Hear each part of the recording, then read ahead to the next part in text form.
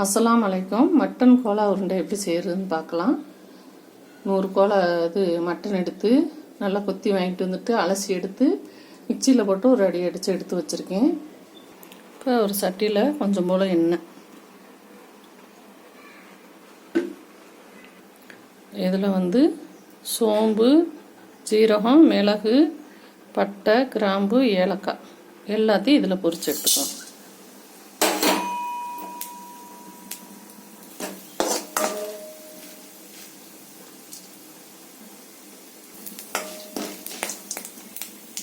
அதை எடுத்துட்டு இப்போ கொஞ்சம் போல் தேங்காய் துருவல்,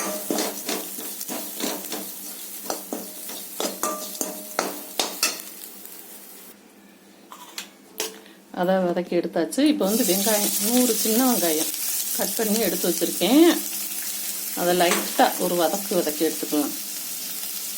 அதிலே கொஞ்சம் போல் மஞ்சத்தூள், அதிலே கொஞ்சம் போல் மிளகாத்தூள், காரத்துக்கு ஏற்ற மாதிரி போட்டுக்கலாம். நான் பச்சை மிளகா போடுறதுனால கம்மியாக தான் போட்டிருக்கேன்.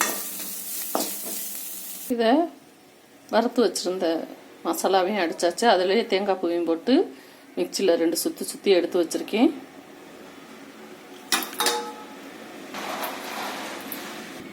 இது 2 ஸ்பூன் பொட்டுக்கல்லை எடுத்து பொடி பண்ணி எடுத்து வச்சுருக்கேன். அதையும் போட்டுடலாம்.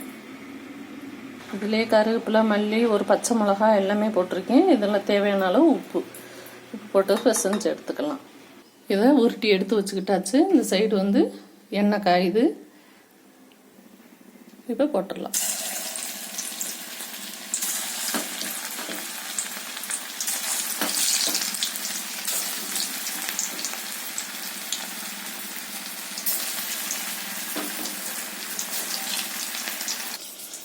மட்டன் கோலா உருண்டை ரெடி ஆயிடுச்சு. இந்த மாதிரி செஞ்சு பாருங்கள்.